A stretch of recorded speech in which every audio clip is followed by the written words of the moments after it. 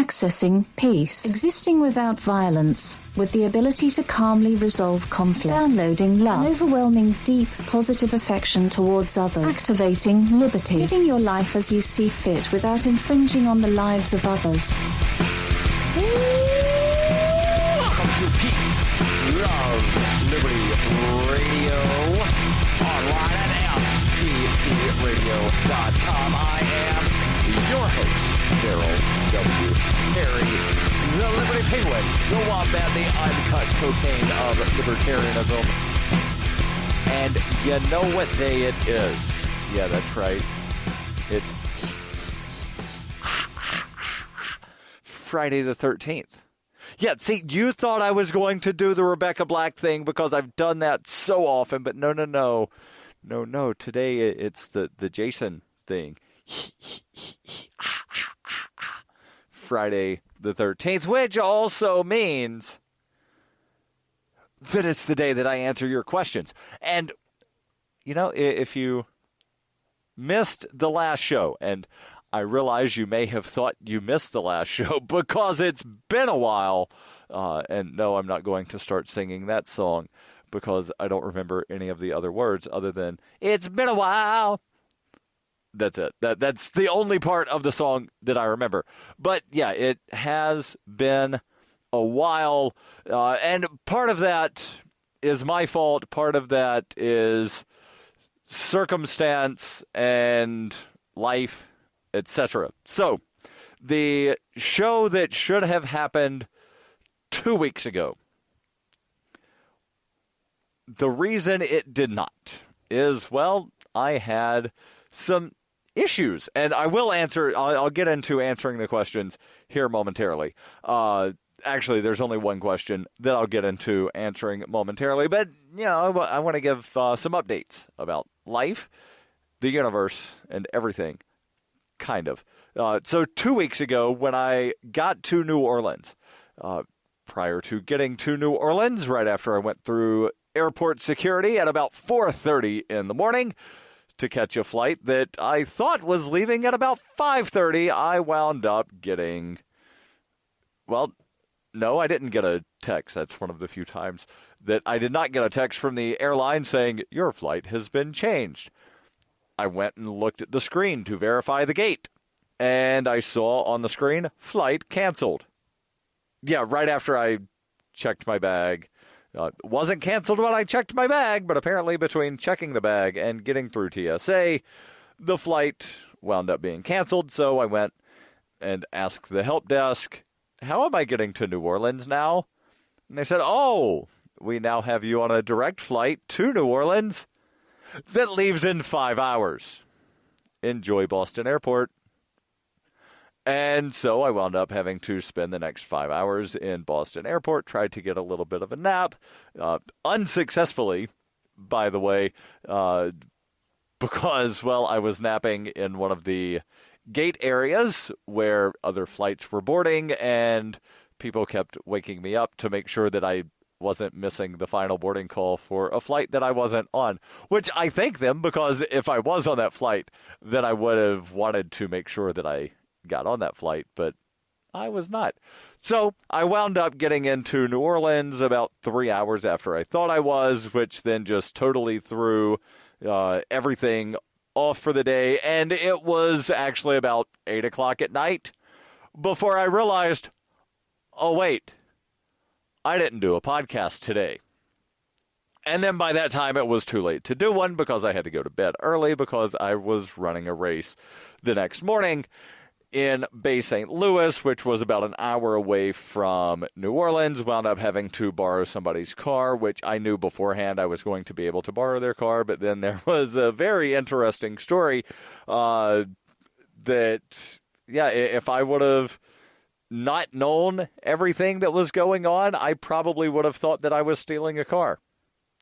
Let me elaborate. So my friend winds up saying, yeah, you can borrow my car. Here's the address where I'm going to be staying. All right, excellent. Just give the keys to the friend that I'm coming to pick up, and everything's going to be good. Well, at some point in the middle of the night, while I was sleeping, I wound up getting a message saying, hey, I had a little too much to drink. I'm staying at this other address. Or rather, the car is at this other address. I thought my friend was drinking at a bar and just left the car at a bar in downtown New Orleans. It was like, yeah, that's kind of sketchy. But okay, I'm going to get an Uber and have them take me. And then I'm explaining to the guy everything, and he was cool with it. But again, everything about this entire situation just yelled sketchy. And I'm glad that the Uber driver was cool with it. Like I said, it just seemed sketchy, even though I knew that everything was on the up and up. And I'm glad the Uber driver was cool with the whole situation of taking me somewhere while I looked for the keys in a potted plant. And so then I wound up running the race, did pretty good, took my age group, yay, totally was not expecting that, was not expecting the heat either, at 8 o'clock in the morning on the beach in Mississippi. And then the convention happened, lots of really good stuff happened at the convention, not very much bad stuff at all that I can think of happened at the convention. And then, well, I was going to do a show last week. I wanted to do a show last week, but I had no voice to really do a show. Like, I was still kind of hoarse. Voice was still very scratchy. I could have done a show, but it would not have been a quality show. Hence, no show last week, but we should be back on track. And again, just a reminder, the show is going back to weekly beginning now. And yeah, so everything should be, again, back to the quote-unquote regular schedule, which again will be on Fridays. I may wind up recording on Thursdays and then releasing on Fridays. Just depends on what my schedule winds up looking like. And also one more update before the end of this segment. I think this is news since the last episode. I have officially hit my funding goal for the Innocence Project for the New York City Marathon. However, I would still like to wind up getting much closer to $5,000 than I currently am. Go to run.freetalklive.com. That's run.freetalklive.com. Throw some money to the Innocence Project. Help me wind up getting closer to $5,000. Stay tuned. In 1999, Darryl W. Perry began a search for traditional values, which led him down a path to the ideas of liberty. He tells the story in A Rebel's Journey, My Path to Liberty. Of the book, Dr. Brian Sovereign says, sometimes it's funny, and sometimes I think it's crazy, but it's always authentic. Ask for A Rebel's Journey wherever books are sold, or visit arebelsjourney.com. Bitcoin Not Bombs is a launching pad for nonprofits and social entrepreneurs into the financial freedom of the Bitcoin economy. Bitcoin Not Bombs offers premium publicity campaigns designed to facilitate an organization's adoption of Bitcoin as a payment system and to fully capitalize on that decision in their fundraising efforts. Bitcoin Not Bombs is fully committed to being the hub of the nonprofit sector of the Bitcoin economy, maximizing the potential cross-promotion of all our clients and commercial partners. To learn more, visit bitcoinnotbombs.com. Hey, this is Adam from the ANCAP Barbershop. You're listening to Peace, Love, Liberty Radio with Darryl W. Perry. Welcome back to Peace, Love, Liberty Radio. Online at FTPradio.com. Yes, I will jump into answering the questions here in just a moment. And, one more sort of programming update, if you will. Yeah, there's still going to be an AMA, but the entire Friday episode is not going to be devoted specifically to AMA. There will probably just wind up being a segment or two of the show devoted to the Ask Me Anything. And you can always send those questions anonymously if you want them to be anonymous. using the contact form, ama.fppradio.com. That's AMA, as in ask me anything, .fppradio.com. Now, before I get into the question that was sent to me, I have a question that I'm going to ask you. Are you an advocate for free market money? Do you use and promote Bitcoin and other cryptocurrencies as an alternative in this fiat-centric world that we live in? If so, then you need Spend a Bit in your arsenal, or rather in your bookmarks. Spend a Bit is the search engine for things you can buy, you guessed it, with Bitcoin. Spend a Bit aggregates millions of products from thousands of Bitcoin-enabled merchants. Keep your money in the free economy. Spend a bit. Use my affiliate link, spendabit.fppradio.com. And if you're a Bitcoin accepting merchant, like I am, ask about their merchant suite to reach even more customers. That's spendabit.fppradio.com. Spend a bit, all one word, spendabit.fppradio.com. Now, let me get into the question that was sent in by Andrew. That's all I know. This person only provided a first name. Andrew. No last name. See, and they could have just wound up putting a random string of letters, and I would have probably read the random string of letters just because, I sometimes do weird things like that. The question is, hi, could you read news for other regions? UK, EU, Asia, Africa, Australia? Now, I believe what this is in reference to is the daily newscast that I do, FPP Radio News. And yes, most of the news in that newscast is stuff happening in the United States. And there are a couple of reasons for that. Primarily, I am in the United States, so it's what I'm able to easily find news about. And I think I have gone over sort of my process of determining what stories to put in the daily newscast, sort of a triage, if you will, of here are certain topics that I will rank ahead of other topics. And secondly, because the vast majority, and it's been a while since I've actually looked at the statistics, but the vast majority of the listeners are in the United States. So I'm going to cover things that might be of interest or import to them. Now, that said, I do have always at least one story from antiwar.com that is generally a foreign affairs piece, generally something about U.S. foreign policy or one of the myriad of conflicts that generally the U.S. government is involved in. Can't really think of a conflict internationally off the top of my head that the U.S. government does not have some military personnel being involved with.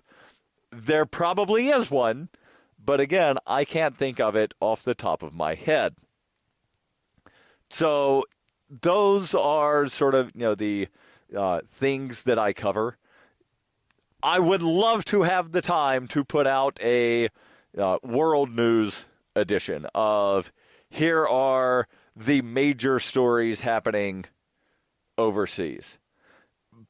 But I just don't, I don't have the time. I really do not have the time to do that. So that is the answer to that question. And again, you can ask anything. That's what the final A in AMA stands for. Ask me anything. Now, again, you might not like the answer. I might not provide the best answer, but I will provide an answer. ama.fppradio.com. Now, before I jump into, and I have pulled something up here, but I don't remember exactly what it was off the top of my head, But before I jump into that, I totally just drew a blank on the thing that I was about to say. Does that ever happen to you where you have a thought and then you just completely lose said thought? Well, that happened to me. So let's jump into the topic here about dehydration. Now, you may recall a few weeks ago, actually probably about a month and a half ago now, I talked about the run that I had in Omaha. Actually, it was a suburb of Omaha, but I went out for a run and it wound up being a lot hotter than I expected, and I didn't have any hydration with me, and I almost overheated. Well, it's now in the middle of summer, and those hot days are continuing, which means that, I'm making sure that I have water with me when I go out on my runs. But it's not just the, you could overheat, and overheating isn't good because, things can stop working, etc. But there are other reasons to stay hydrated, and there's actually an article here from runnersworld.com about one more reason you need to hydrate. They say after a long run, but I'm just going to say that it's another reason to stay hydrated if you're going to be in the heat in any capacity, whether exerting some level of energy or not. Stay tuned. I'll tell you about it here in moments on Peace, Love, and Liberty Radio, online at fppradio.com.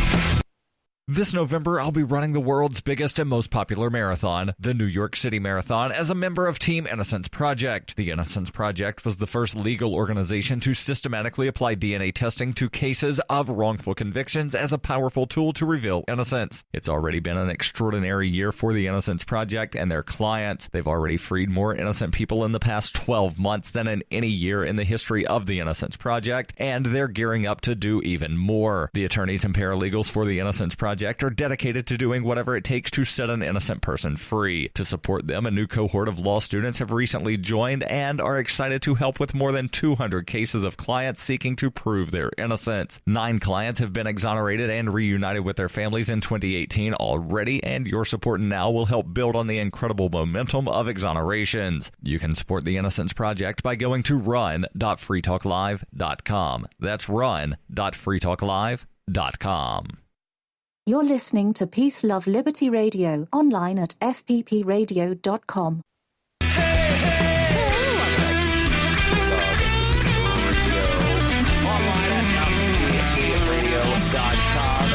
We'll continue, or rather jump into the Runner's World story about hydration here in just a moment. But first, I want to make sure that I tell you about Zencash. Zencash is an end-to-end encrypted system with zero-knowledge technology over which communications, data, or value can be securely transmitted and stored. With over 13,000 secure nodes now, Zencash has one of the most distributed secure node systems of any cryptocurrency. Zencash is a platform for cryptocurrency and communications built by voluntarists for voluntarists, with the ideas of voluntary interaction being written into the white paper no less than half a dozen times. And the Zencash wallet, the official Zencash wallet, is available for Linux, Mac, Windows, and Android devices, and available in multiple languages. Learn more at zencash.com. That's zencash.com. Now, jumping into the article from Runner's World, they say, here's another reason to fill up your water bottle this summer. Even mild dehydration can make you less smart, according to a new survey of research from the Georgia Institute of Technology, or what you and I would refer to as Georgia Tech.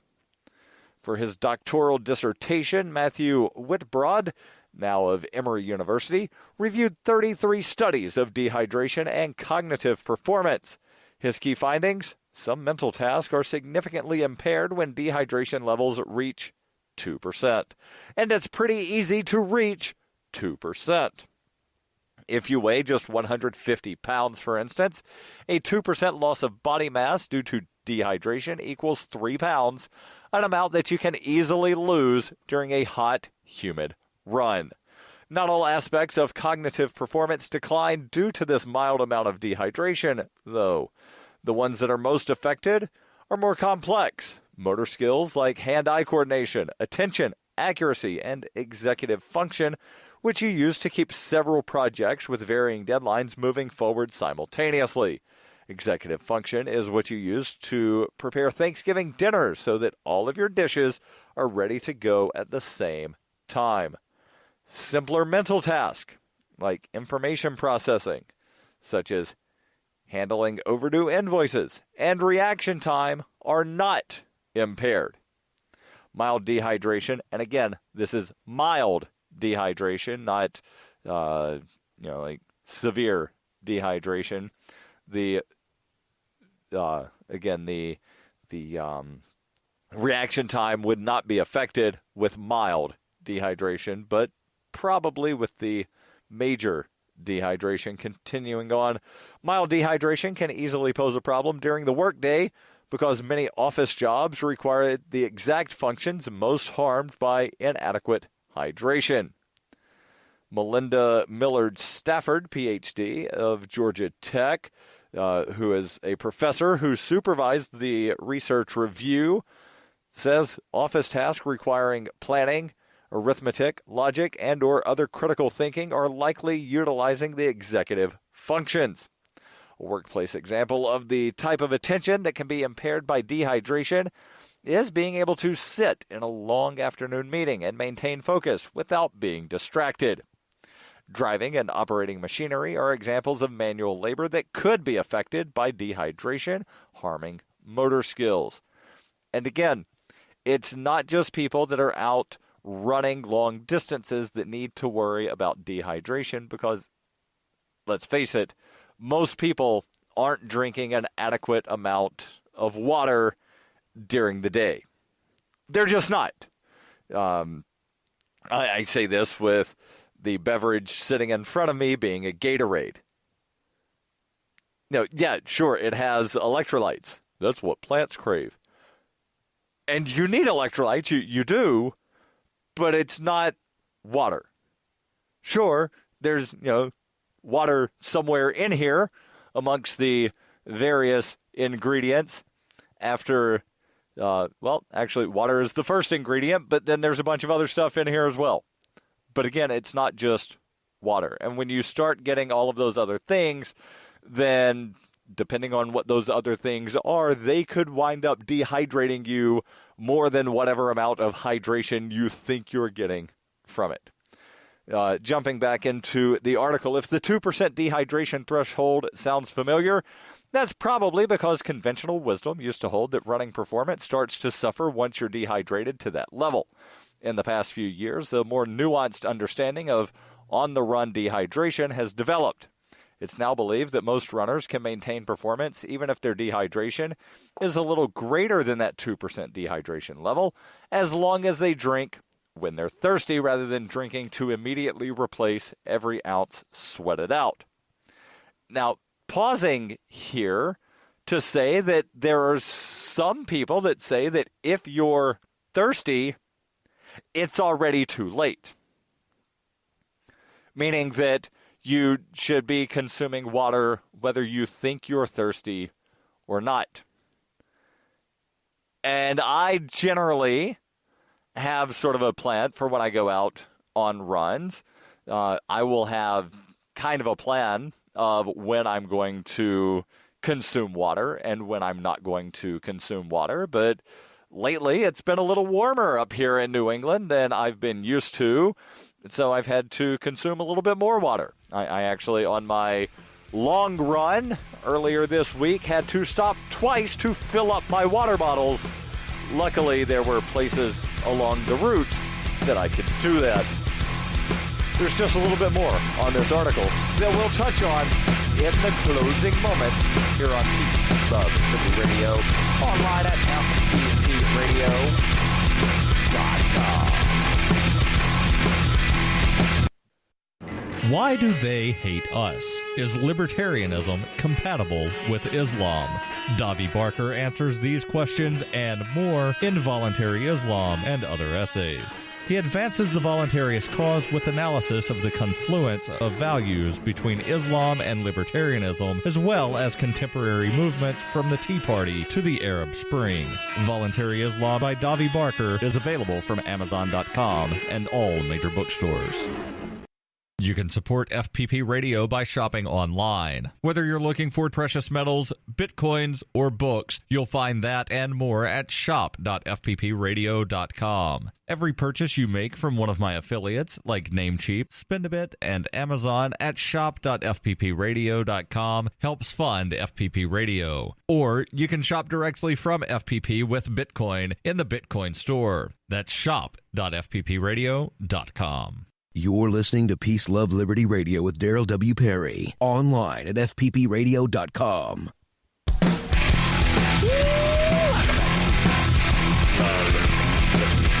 Radio. Online at fppradio.com. I am your host, Darryl W. Perry, the Liberty Penguin, the Wombat, the uncut cocaine of libertarianism. And we're talking about dehydration. And, well, article here from Runner's World, citing a research paper, actually a doctoral dissertation, by Matthew Whitbroad, now of Emory University, who was graduating from Georgia Tech down in Atlanta. He says that not drinking enough water can make you dumb. And he actually said it in a lot more fancy words, but that's basically what is being said here. Again, to recap, a 2% loss of body mass due to dehydration, assuming that you're about 150 pounds, would be about 3 pounds of sweat, which is it's an amount that you could easily lose during a hot, humid run. That would be considered mild dehydration. Again, mild dehydration can wind up affecting motor skills like hand-eye coordination, attention, accuracy, and executive function. But they say that some of the other skills like response time, not affected at 2%. Dehydration, but again, probably could be at higher levels of dehydration. Backing up here to go back over this next to last paragraph, they say if the 2% dehydration sounds familiar, that's probably because conventional wisdom used to hold that running performance starts to suffer once you're dehydrated to that level. In the past few years, a more nuanced understanding of on-the-run dehydration has developed. It's now believed that most runners can maintain performance even if their dehydration is a little greater than that, as long as they drink when they're thirsty, rather than drinking immediately to replace every ounce that they've sweated. There's no disagreement, however, about the wisdom of rehydrating soon after you're done running. Doing so will speed your recovery and leave you fresher for the next day's run. This new research reviews adds another reason to do so. You'll be smarter. And maybe you'll be smart enough to figure out exactly how that final sentence of this article should have been worded, because it sounded worded kind of strange to Darryl. And if you're curious, I'm Darryl. And I'll answer your questions every Friday if you send them in to ama.fppradio.com. The podcasts of FPP Radio are licensed under Copy Heart. We believe that copying is a form of flattery and do not abide by the copyright laws. Those laws serve to restrict the flow of ideas which no one can really own. Copying is an act of love. Love is not subject to law. If you enjoy the show, consider joining the Fans program and get perks like ad-free versions of Peace, Love, Liberty Radio and FPP Radio News, and also get a copy of the monthly newspaper FPP News. To learn more or to join the Fans program, visit fans.fppradio.com.